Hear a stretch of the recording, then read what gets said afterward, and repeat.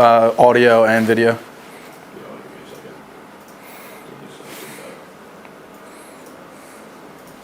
Okay.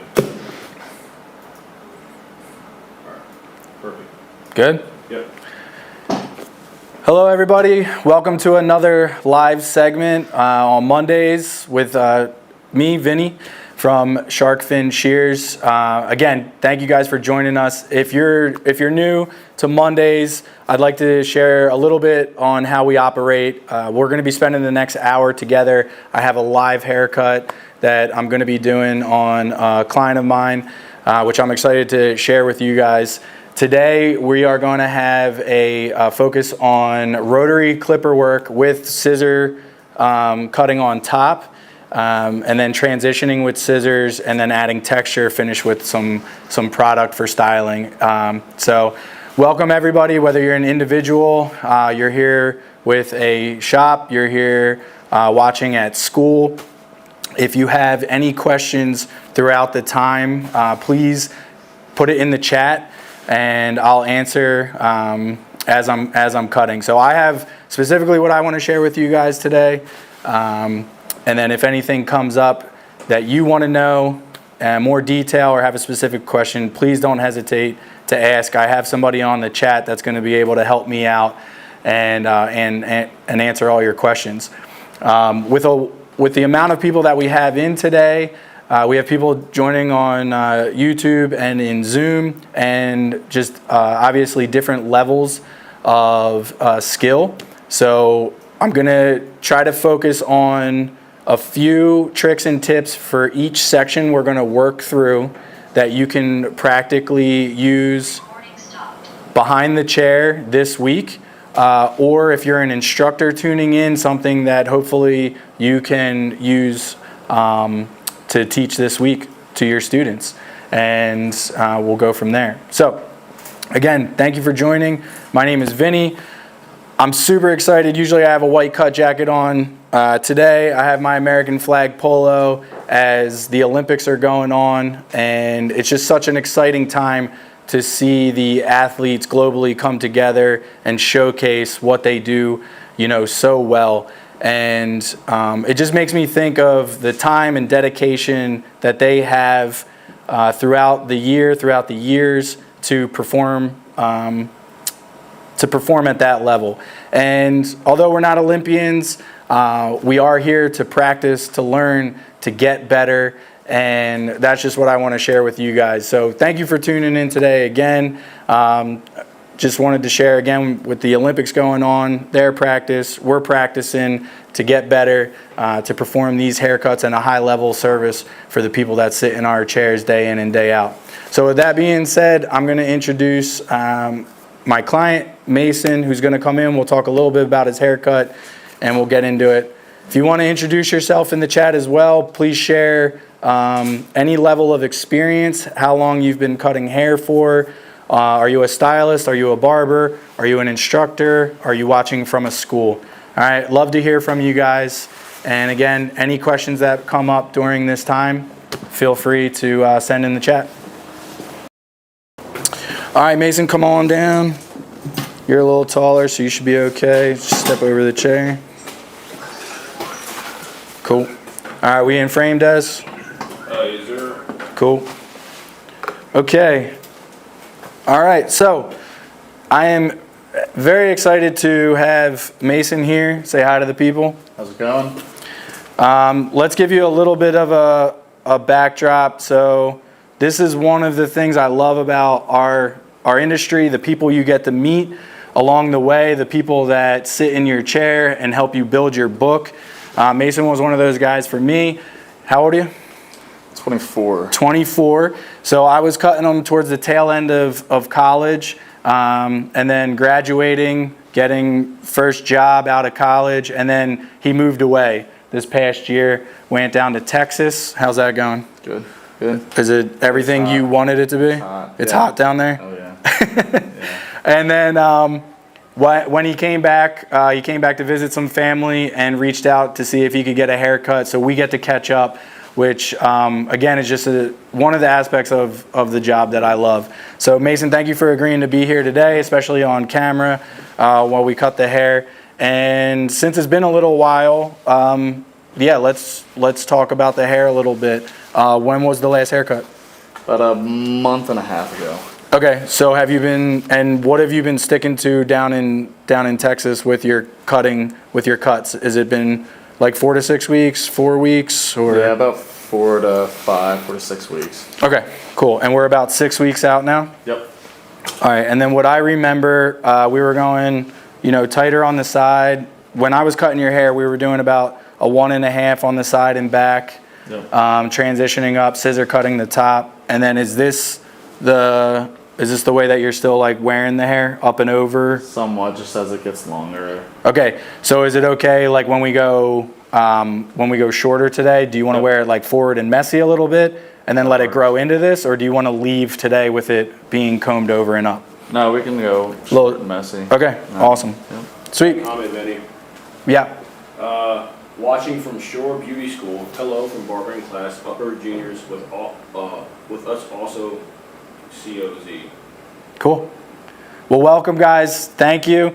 With where you're at your level in the school, any questions that you guys have or anything you want to confirm or know, please feel free. But thank you for the introduction. Really happy to have you guys here today. So my consultation was a little short with Mason. When you guys have somebody in your chair sitting the first time, your questions are to gather the information so that you can visualize or get a clear depiction of the haircut that they want. Now, asking Mason when his last haircut was about 4 weeks ago and seeing the growth, I'm kind of anticipating I'm not doing a skin fade, but I'm going to go tight. So these are the kind of the things I want to determine with him when he comes in. And then can you share with them what your job is right now? Risk consulting, commercial risk consulting. Okay, so is that more like, that's more like corporate? Yeah. Like, Yeah. okay, so I also want the haircut to match his lifestyle and what he's doing.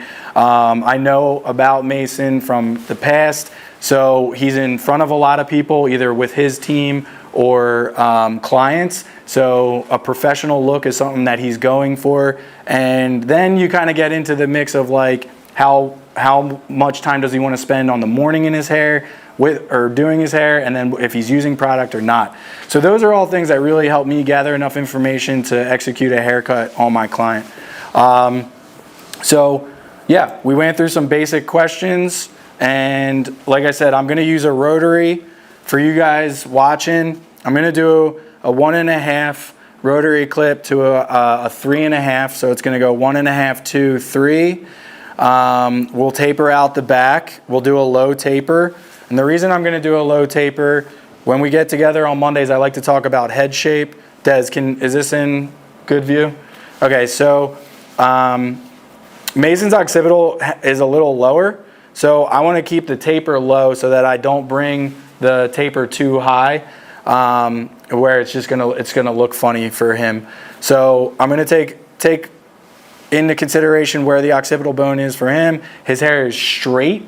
It grows outward before it grows down. That's going to come in handy when we shape, transitioning from the side to the top and the back to the crown. So I'm going to take notice of that as well. All right. So. Got a comment. Watching from Golden Shears Academy, Elizabeth, New Jersey, with the barbering class. Hey, Golden Shears, thanks for joining. I think I met one of your teachers in New York at the International Beauty Show this year. So you want to undo that one button? So thanks for joining us today. All right, so I'll go a little bit step by step too. I'm going to fold down the collar. Any of my guys that wear collared shirts, I'm folding that down for them, putting the Sanek on, keeping the Sanek wide. These are all small details that are going to help you. When I'm cutting behind the chair, I'm 8 to 7, and my clients are coming in the morning. They might be going off to work. They might be on their lunch break. So I always want to make sure that the cape, the sand neck is secure so that I can style their hair and get them back to work without being itchy for the rest of the day. These are small tips I want to share with you guys for your professionalism. I know you're highly focused on the haircut, but these tips with your professionalism and taking care of your client are going to be super important for building your book. These are the things that your clients are going to remember, especially if you're consistent.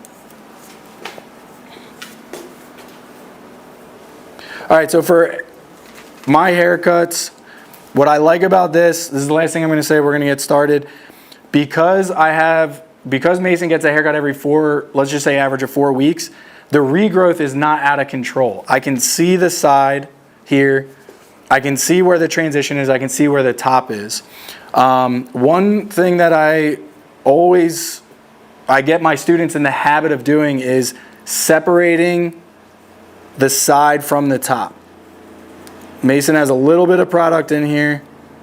So I'm going to comb his hair forward, and we're going to separate and just put a natural part in. And this is going to show me specifically where his head is going to transition from the side to the top. Everybody has a transition area. It just looks a little different for each person. So these are things that I do consistently that keep my haircuts consistent. That's one thing that clients really enjoy, is when they can come in and see the same barber, get the same haircut, and it's consistent with what they expect. So in order to get that, we have to do things consistently. I'm going to cut the side dry. I'm just going to wet the top enough where the water will help keep that hair up, and we'll rock and roll.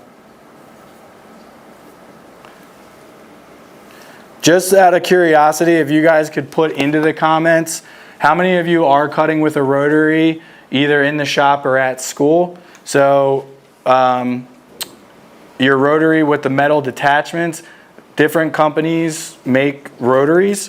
You got the Andis BGR, the Andis Supra. This is the Oster Octane. So just out of curiosity, how many people cut with this tool, are familiar with it, or enjoy using it?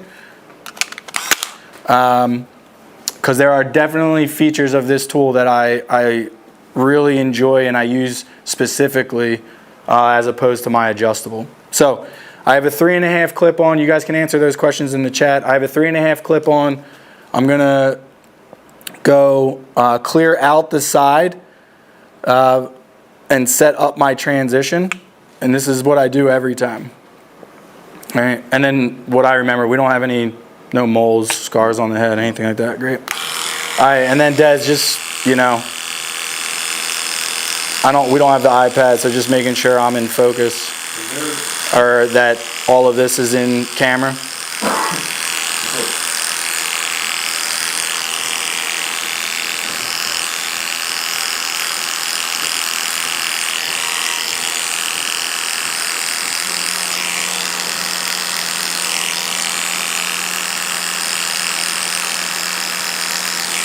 All right, so I'm going to do the side into the back. I'm going to explain some things while I go, and then I'm going to jump into the other side at kind of shop speed so we can keep moving through the haircut. Rule of thumb for you guys, when I'm clearing hair, I go to, you're going to feel the clipper leave the head, where the head starts to round, where the transition is. Because this clipper is flat, I can go up and off. I'm going to keep my line straight, and then as I get to the back of my client's ear, because the crown is lower, I'm going to start to dip the clipper so that my transition from the back to the crown and the crown to the top works with the client's head shape. Okay? So right behind the ear, I'm going to angle the clipper and just dip it down ever so slightly so that as I move towards the back of the head, I'm going to leave room for the transition of the crown.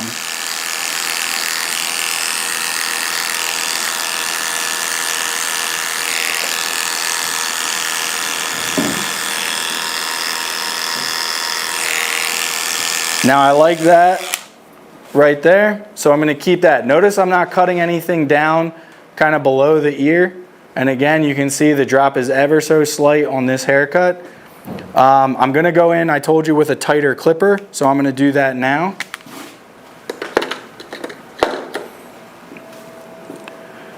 This is the length that Mason wants. So this is the 1.5. You can use a 2. I'm going to use a 1.5. This part I say is for the barber. So I go up and off. It keeps the hair dark up here and it keeps it at a certain length. That's what the 3.5 did. Now I'm going to go in with the shorter clipper that Mason wants, that he's going to pay attention to, and we're going to take that to about the temple area and then blend in between.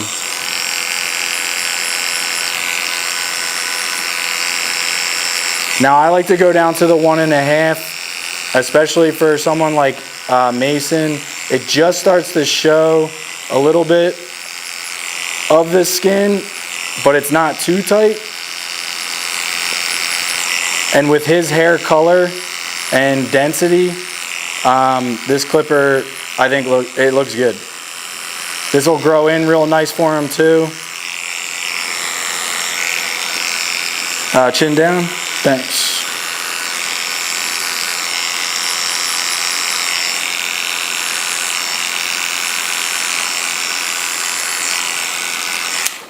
And then as you can see, the shape is going to follow the same straight across and then a slight dip. And then we'll double check going against the grain here.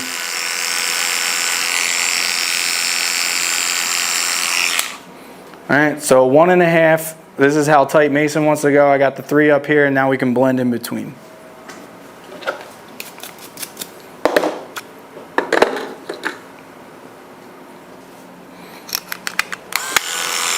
So we have a 2 on now.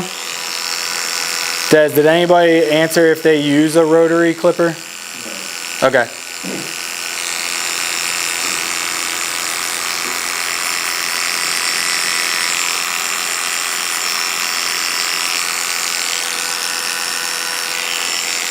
So I'm going above the 1.5. I'm staying under the 3.5 to blend in between here.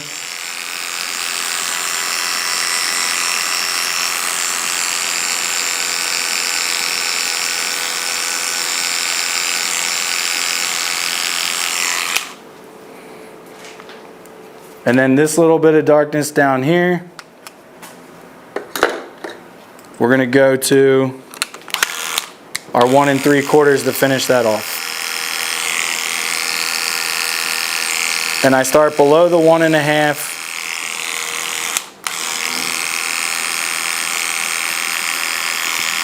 And just go up to blend that into the 2. All right, one thing I'll have you notice, I'll stand this way. Am I in frame here, Des? You're not in frame. Okay. How about here? Yeah. All right, so as I'm cutting Mason's hair, he's tilting his head towards me, which is actually making me stand at a funny angle. So anytime I catch that while I'm cutting, I'm gonna tilt his head away so that I can stay at a comfortable position, an upright position.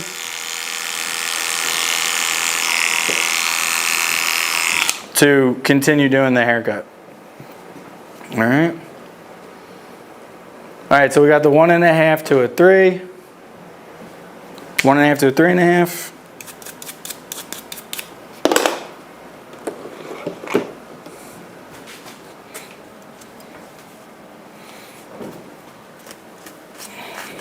We'll go chin up a little bit.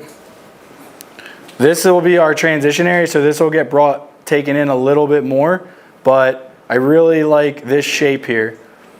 When you guys leave a little bit of weight here, it allows you to create more of a square or a soft round look, and you can do that at the end. So, and we'll talk about that. So this right now, this is really good. When I'm working with my students, they get stuck seeing this and they don't like it. We're gonna come back to that towards the end of the haircut. All right.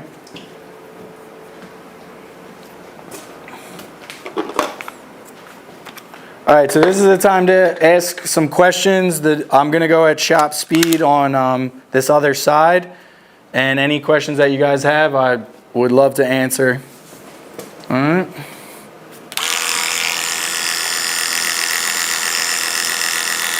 Oh, whew. Always check your clippers. I almost gave you a 1.5 all the way up. All right, I'm just kidding. But always check your clippers. Make sure you guys are consistent with that. You get a little bit of lack of sleep, or you just come off a lunch and you just got done eating. Yeah, you got to pay attention to what you do to one side, you got to do to the other. All right, so again, going up and off the head, dipping back towards the crown here. Now Mason's hair at the crown actually grows down and to the left. So instead of taking my clippers straight up, the hair's growing at this angle. If I want to go against the grain, then I got to tilt my clipper and go and follow against the grain. So we're going to clear this out a little bit more.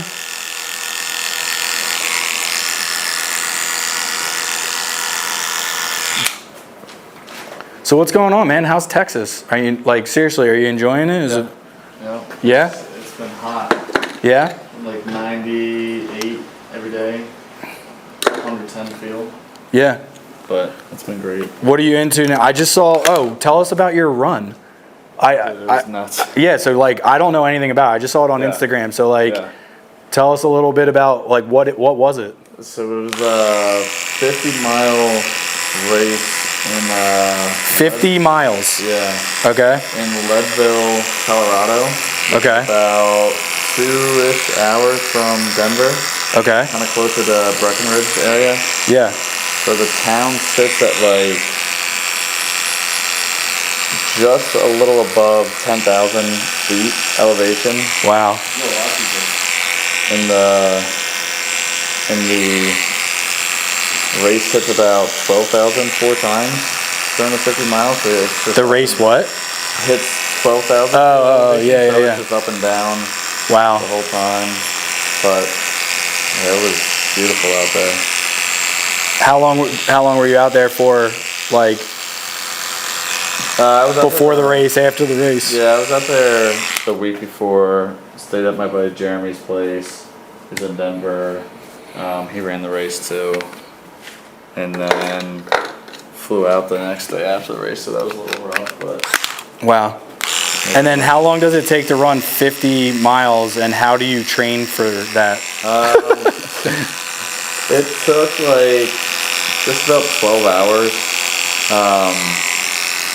which is a long day, but we started training in the end of February. The race was in July 4th weekend. Okay. So about 3.5, 4 months, but it's just as much running as you can do. And he lives out in Denver, so he got that's his home turf, so he's used to running in the mountains and the elevation and all the elevation gains. So I was just strapping on a 20-pound weighted vest and... Oh, when you were training? Yeah. Wow. Getting on the treadmill and just doing an incline walk for a little while, and then just running out in the heat as much as possible. Crazy. You glad you did it? Yeah.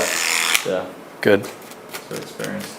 Did you run 50 miles straight, or was it like 10-mile stretches? No, I was just straight. You just straight 50 miles? Yeah. How long did that take you? About 12-ish hours. Wow.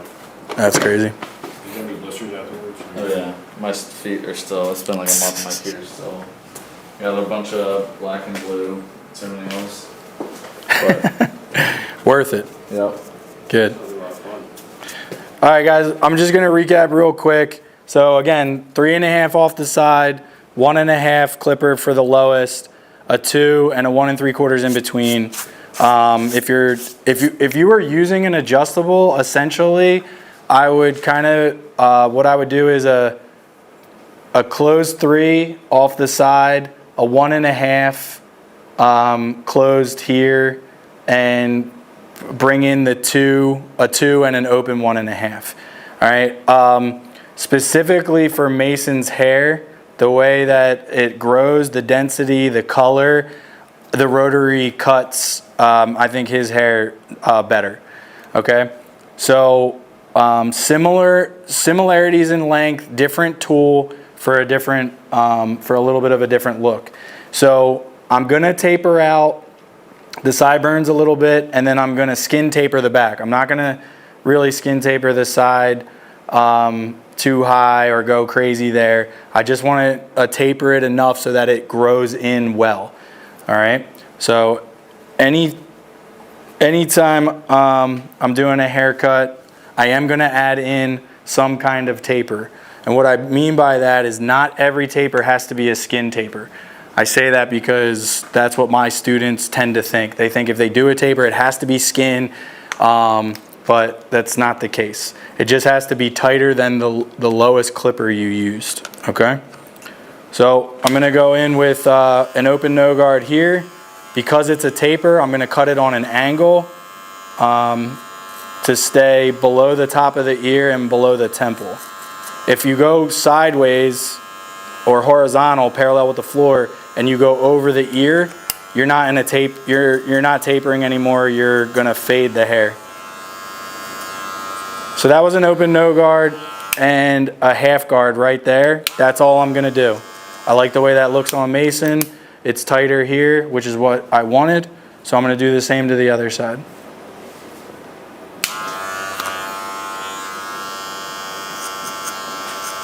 How many people were involved in this race? Yeah, about 500-ish started, and there was probably like 100 people that didn't finish. So. Wow. Did you ever take breaks at all? Yeah, there's about Chin down, like 6 or 7 aid stations where you just kind of like repack some bars or gels and refill your like water bottle things. But that's about it. All right, guys, here's another rule of thumb. Not necessarily a hard rule, but for you to be consistent with your clients and when you're first starting, all right, where if you're in school, if you're struggling with tapers, rule of thumb, the area from the earlobe down is the nape. Now, why do I say that? Because it's going to change client to client that sits in your chair. The taper area is going to vary in length. All right?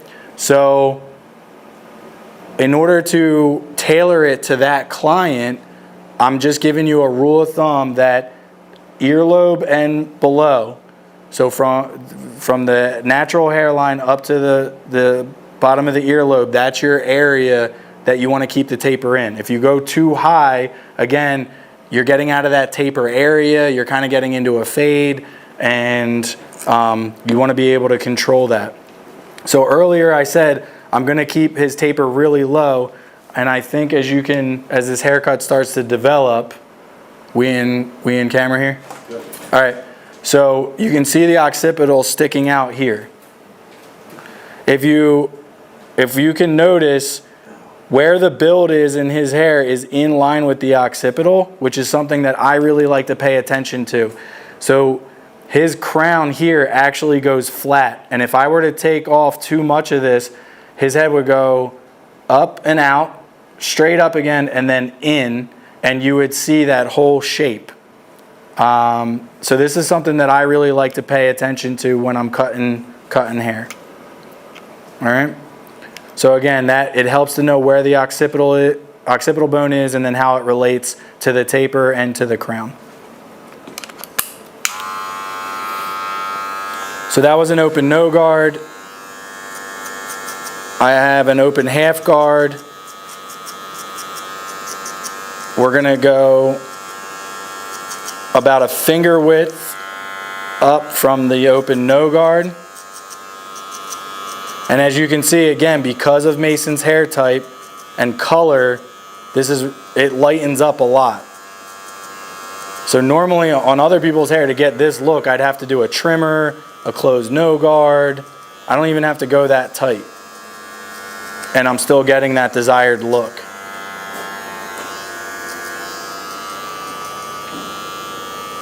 Nice. All right. This little bit of a line here, we're going to go in with a 1. And that's the taper. Any questions coming through, Des? All right. How many schools do we have in, or how many? Who's in? Anybody from last time? That's what I want to know.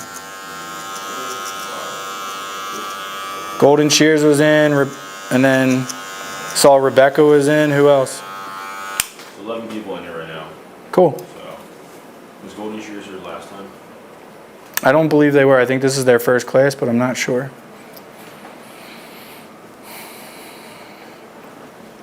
All right, if you noticed, I do this specifically. I taper before I outline. So some people will scissor cut the top, transition, and then outline. Other people will outline now, then finish the rest of the haircut. Whatever you want to do, just stay consistent with it. Stick to a procedure so that you can just be consistent with what you're doing.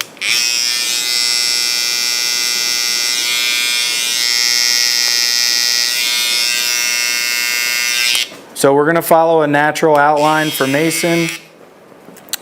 If this helps you, understanding occipital bone and head shape, stick with it. If these landmarks don't help you, then there's other ways to do it. I'm going to tell you another landmark. So we talked about the earlobes and down for the taper. We talked about the occipital bone. Behind everybody's ear is another bone that sticks out. It's called your mastoid. Everybody has a mastoid bone here. All right. Why that helps? Knowing where this bone is, it helps with where that straight line, where you're going to start the straight line for the bottom half of the outline, and you have this circle shape above the ear. So again, if you're looking for control for your outlining, I picture a clock here, 12 o'clock, and I go 9 to 12, and I go 3 to 12. So I cut the circle in half and go from there. That gives me the most control. And then from the mastoid down, we start to find the angle that we want to use to finish the back outline. All right. The reason I want to keep this natural is, especially for Mason, he gets his haircut every 4 weeks.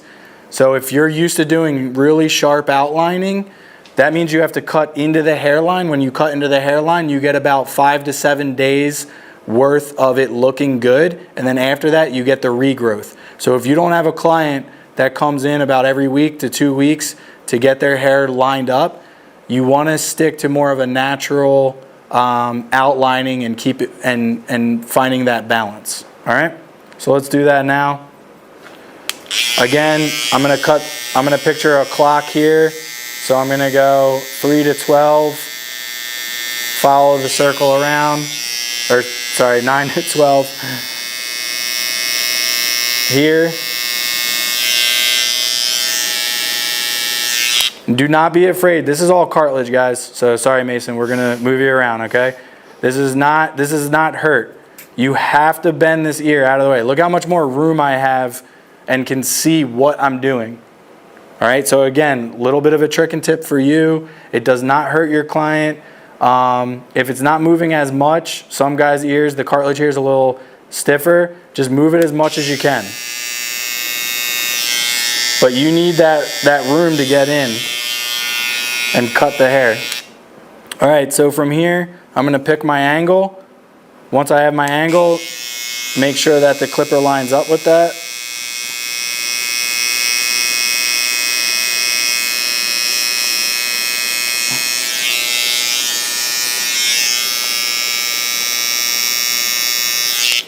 So natural line, keeping it sharp. I already did my taper, so all this hair underneath my taper can go.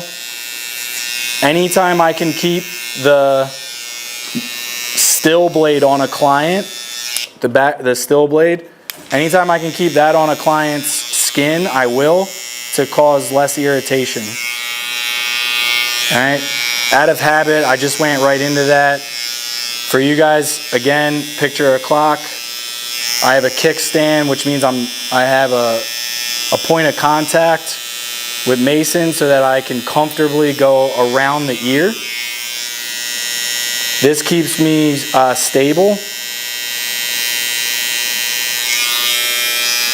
I don't like freehand this. I'm not coming in and trying to keep my hands still. The kickstand allows me to have stability and put a very clean line in. Cool. All right. How we doing? We're good? Good. 136. Sweet. All right, guys, so let's move into the top. Side's completely done, taper's done, outline's done. We're gonna take about 4 weeks of growth off of the top. We are now going to focus solely on the top. We focus on the sides and the back. We're done with that. We're gonna focus on the top, and then we will focus on the transition.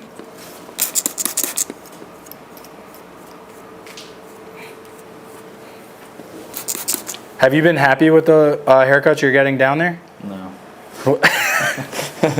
Okay. Brutally honest.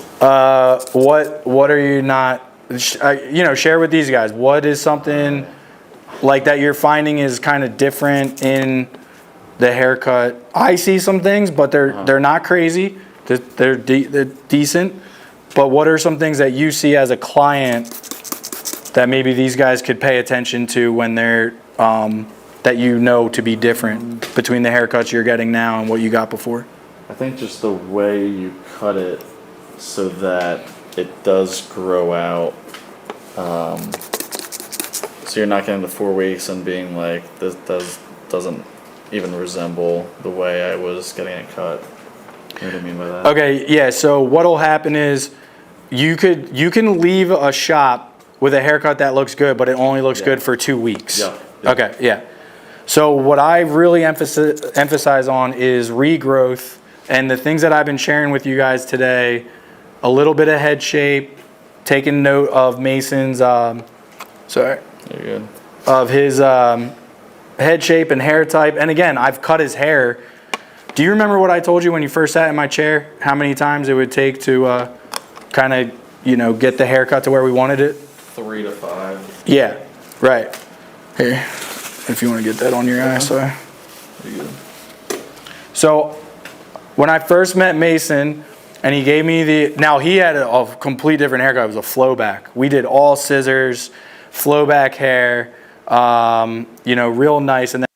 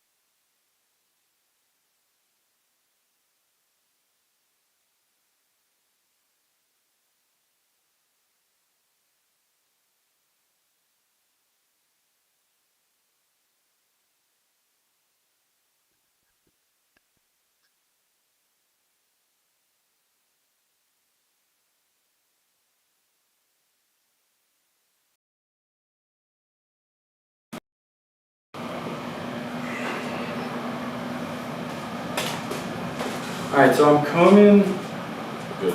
I'm combing Mason's hair to the right, whether his hair can naturally go to the right. So for me, setting this haircut up, we're good, Des? Yep. Okay, so for me, setting this haircut up, I don't want to fight the hair and I want clean sections. So the hair is going to be combed in a direction that when I go to pick it up, it matches the comb, my fingers match the comb, and then my shears match my finger. Alright? And what I tell people, and again, there's some variation, 4 to 6 sections is going to give you more of a precise cut for when you cut the top. Meaning, I'm taking from front to back 4 to 6 sections.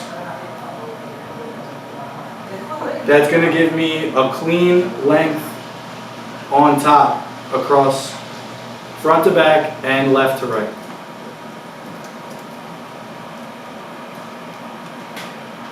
While I'm cutting the top, I will let you guys know I'm cutting with the double shark fin shear. I love this. This is a 6 1/4. They have 5 1/2, 7s, and the 6 1/4. The 6 1/4 is my go-to for cutting.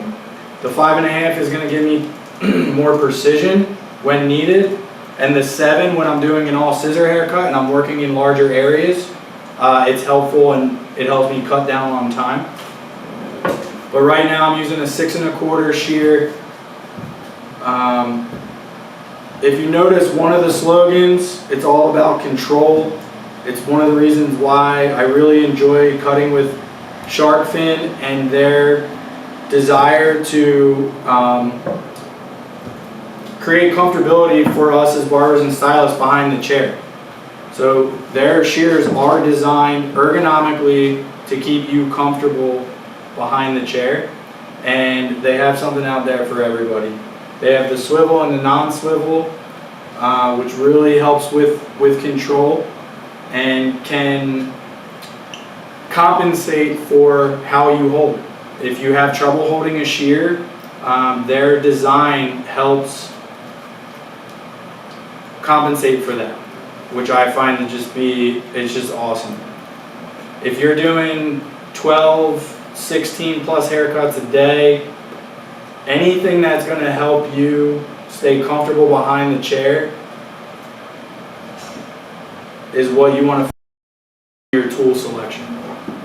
Alright, so the one area I just switched up, I had everything combed to the right, and as you can see, I could move from left to right, and when I got to the side, I slightly angled down to match the parietal area, and that just helped with my transition area.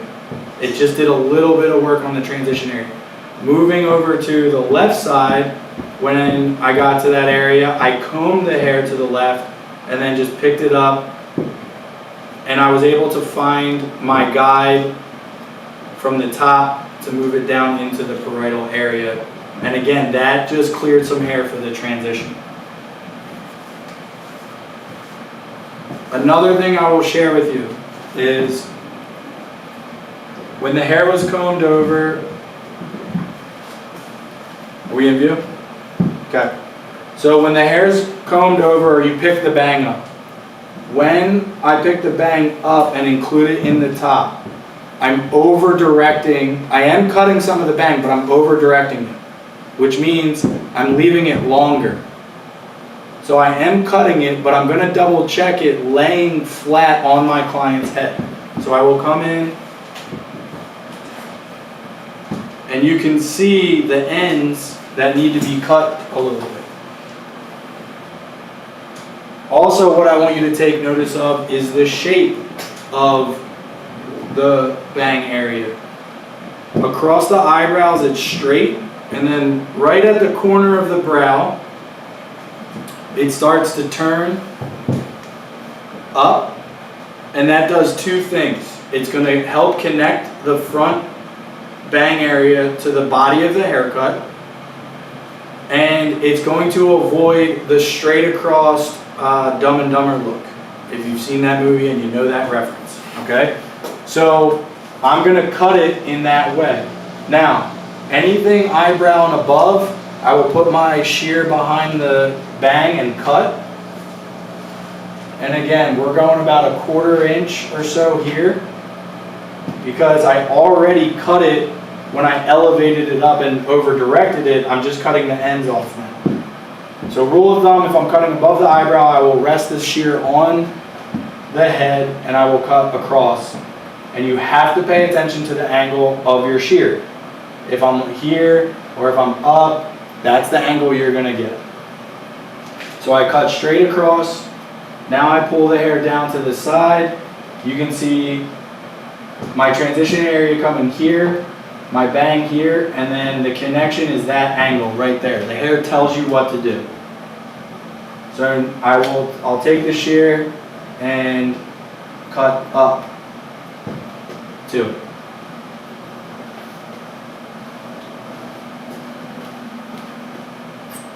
Why is this important? People don't realize that they cut the front, that they're over directing it and already cutting it, and then they come down and then they cut the bang too short. And then for Mason's hair to go up and over or up and back, the bang sits way too short for the rest of the haircut, and it creates this Hershey Kiss look. And then this also plays into the longevity of the haircut and how it grows out and how it looks when he leaves. Okay, so I'll just finish this on this side, comb this over. Here's my guide, here's my guide, here's my angle.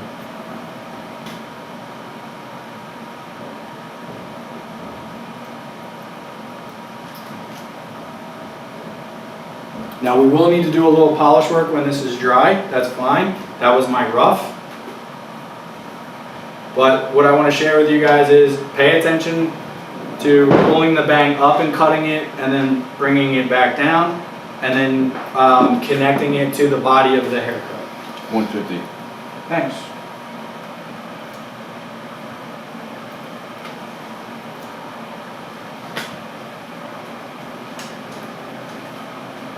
So I talked earlier to Mason about how he's going to wear it. I did cut it so that he could style it over still, but if he wants to wear it forward and up, he can do that too. So I'm going to add a little texture into it by slide cutting it, and then we'll see what it looks like dry. I'm going to cross check now and just take off any little bit of length that I need to connect to. I'm letting that bang kind of fall out of the front of my fingertips to protect the length that I just cut.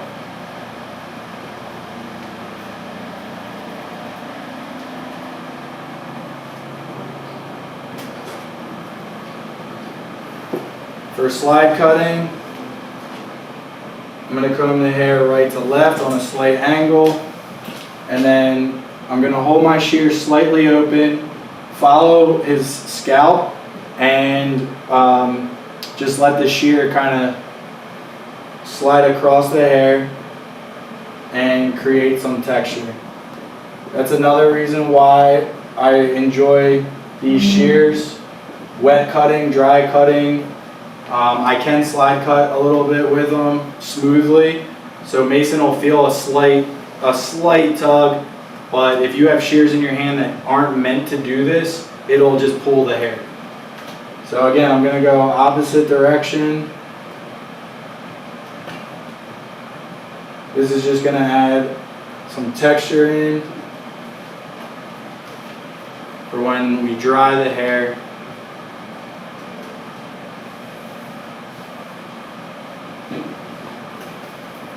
Just putting some short lengths in there. Short length pushes long hair. That's where we'll get some texture. As I'm combing the hair down from the top, there's not a lot of hair sticking over my clipper work. If there was, I would just simply elevate, and any hair that's sticking out from the guide, we're going to trim. But I'm going to do a lot of my polish work with this hair dry. In the crown, you can see, this will be good to show. Des, can you see that hair sticking over here? Yeah, kind Okay. This hair that's sticking over, it's coming from the mid crown. So if I comb it out of the way, you can see how the blend looks really nice, and then I'll comb down a little bit of hair. Right here, this hair is going to start to stick over, and then as I move up the head, the hair length increases. It's exactly what I want, but I don't want this hair hanging over. So again, we're going to elevate, find our guide, cut to the guide, because I want the length here in the crown to help create shape, specifically on this haircut. And if you cut this hair too short, I think you guys know what what happens. Let you think about that for a second. When I'm maintaining length on top for a haircut, if I don't leave the crown long enough, then the hair is going to do something.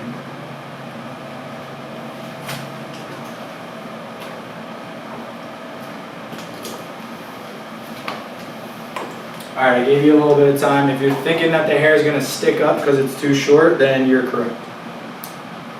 So I want some length back there to make sure that the hair doesn't stick up. We're going to blow dry the hair. I'm going to add a dry pomade in and then dry it, and we're going to add some powder for finishing style and texture.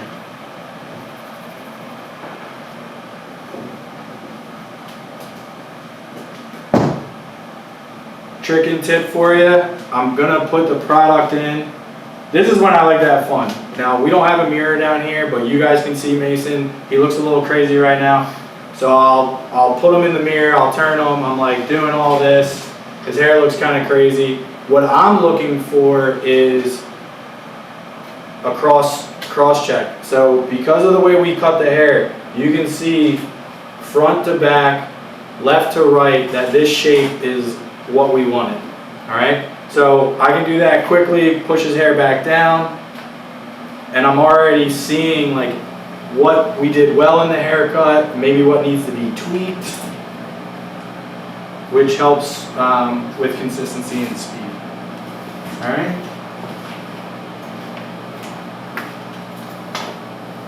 No questions, comments, concerns, complaints?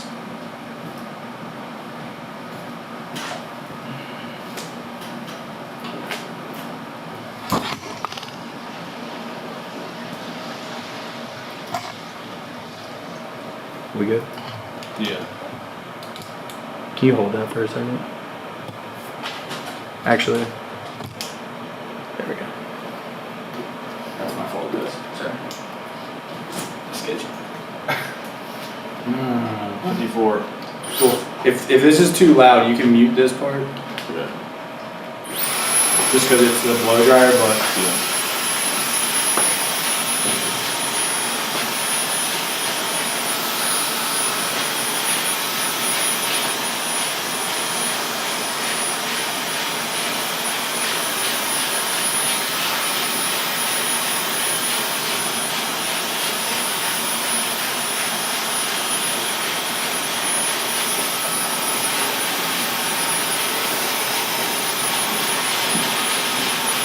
what time's your meeting? I moved it completely? Yeah. Yep. Alright, cool.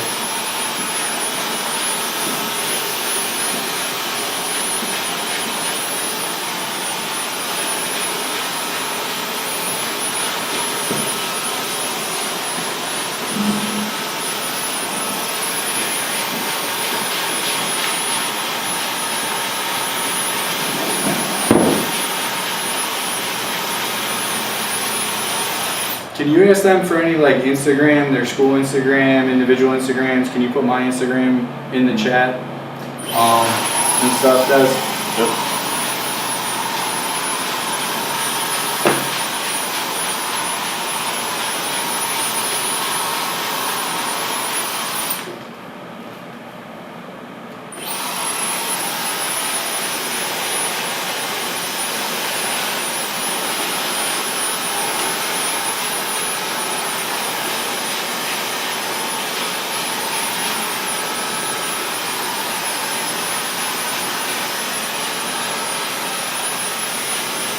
been golfing?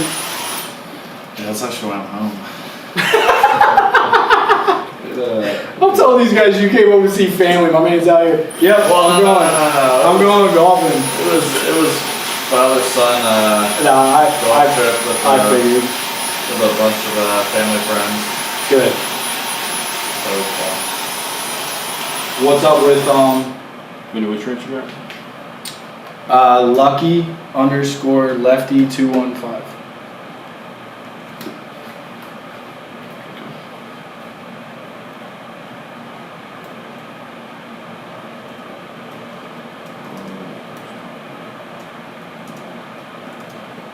Yeah, Lucky_lefty215. Sometimes you just gotta add that in there. What about shark fins? Shark fin shears. Is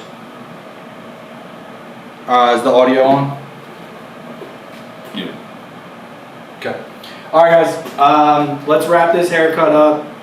As you can see on top, I like this texture, this movement that we have. A little bit of slide cutting and everything. Some of the bulk towards the back that I left, I'm gonna go in and just debulk with a blending shear.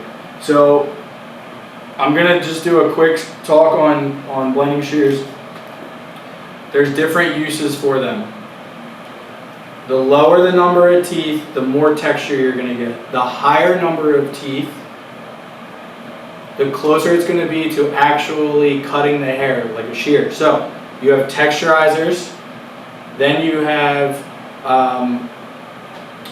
shears, texturizing shears that will debulk, that will remove weight, all right, which is what we want up here. And then you have the texturizers with the blending shears, and they have more teeth, and you want to stay on the ends with that type of blending shear. Okay, so the more teeth it has, the more you want to stay towards the ends of the hair because it's just going to blend. So for someone with really straight hair, like Mason, it's difficult to get that clipper to scissor work blended sometimes. You get it as best as you can, and then you can blend it with the blending shears, the appropriate ones. Okay, and then when you're debulking your mid-range tooth shear, like a 25 to 32. Something in that realm, you can actually go to mid-shaft and out towards the ends of the hair and debulk. So you'll get rid of some of the puffiness in the hair, some of that helmet look, all right? And then for texture, you know, a 7 tooth, a 14 tooth, something like that, I'm gonna go like slightly above mid shaft to the ends to add that texture. So this, I'm debulking. So I'm going closer to mid here. And what you're gonna see is it's gonna take out some of that puffiness. All right? 1 minute left. What? I dictate the time. Right? We're here, we're staying, we're going. Just kidding. I would stay here for hours if Des wasn't here. Mason, how you doing? You okay? Good. Your back numb? No. You okay? Yep. Okay. Nothing would change if it was anyway. So. Yeah. You just ran 50 miles. I think you're fine.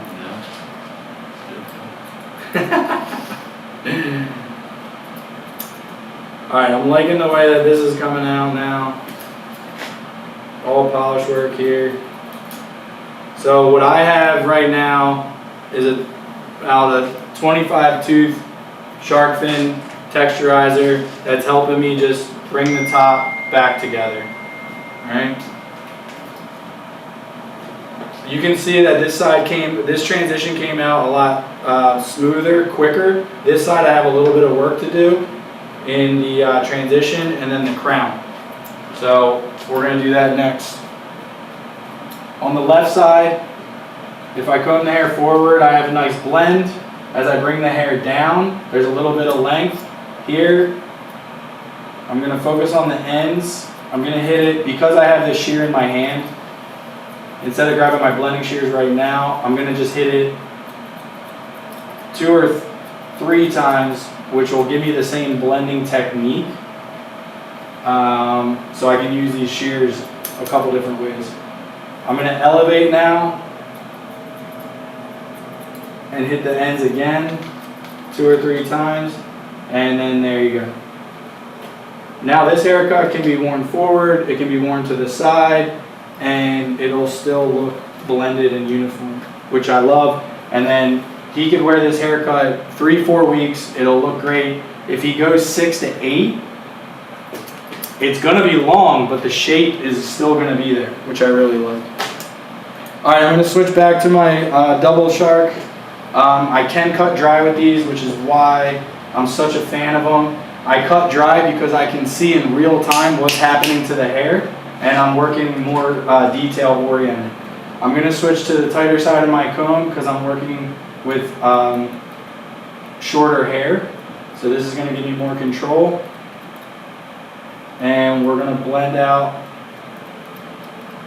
we're gonna blend together our scissor and clipper work.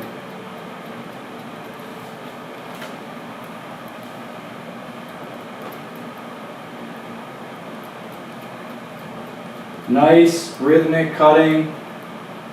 Scissor matches the comb. It's not moving faster than, slower than. They work together. I'm not working with a wide tooth comb because I need the hair to be picked up tight and together.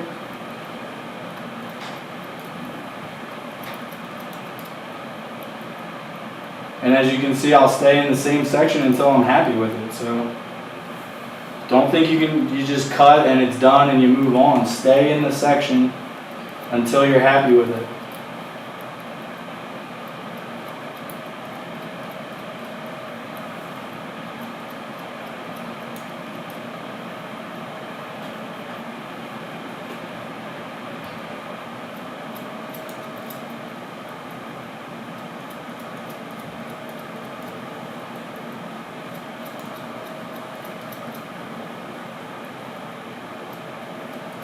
And again, going back to what we did earlier, this is why that dip is so important, because now I have room to work.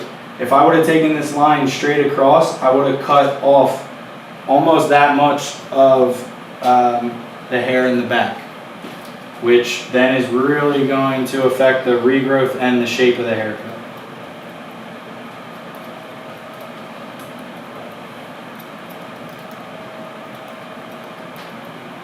Alright, so we'll finish this up here.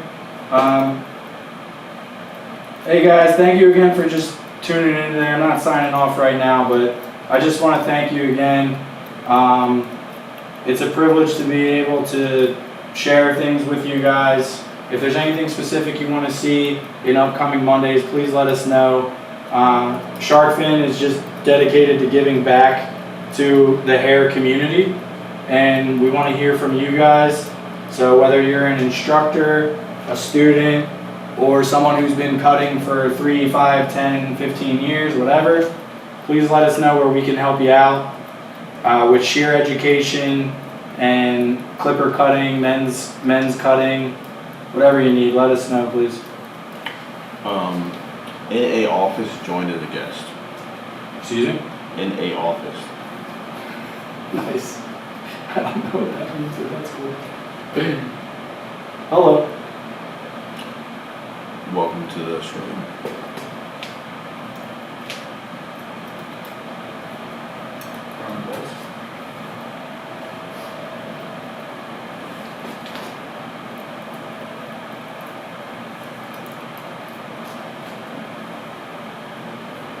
Alright, so I really like this blend now. I like the shape. I like the front. Let's add a little bit of powder to it. Go from there.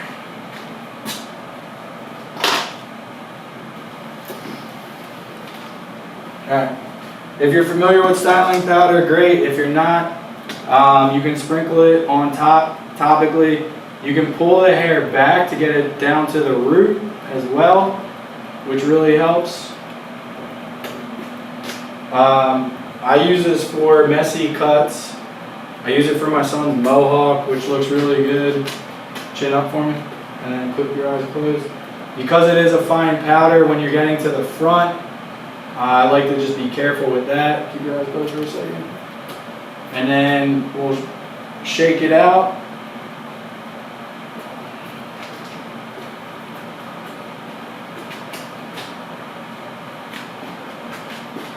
So again, what I like about this cut, knowing Mason's age, that he's probably still going out. If he wants to wear it a little bit messier on the weekend with some texture and going out with friends or whatever, he can do that. And then if he's going to the office and needs it a little bit more groomed and styled, he can get more of a classic look as well. So again, this had a dry pomade in it, blow dried, and then just a little bit of texture powder to finish it. Alright guys, thank you again for tuning in. If you stuck till the end, I'd like to share with you, if you're looking for a specific shear, if you have any questions about swivel, non-swivel, size, the Pro line, up to the Damascus, what shark fin carries, please reach out to us at Shark Fin Shears on Instagram. We'd love to be able to help you find the right shear that's going to fit for you. If you're going online individually and you're looking at a pair of shears and you'd like to purchase them for a single purchase, please type in VP20 as the promo code. And if you're joining us from a school and you are looking to carry shark fin shear student kits, you can call one of our representatives. Your first order, share VP10 to also get a discount. Thank you guys again for tuning in. I hope to see you next Monday so we can share some more tricks and tips. Enjoy the rest of your day. Enjoy the Olympics. Have fun.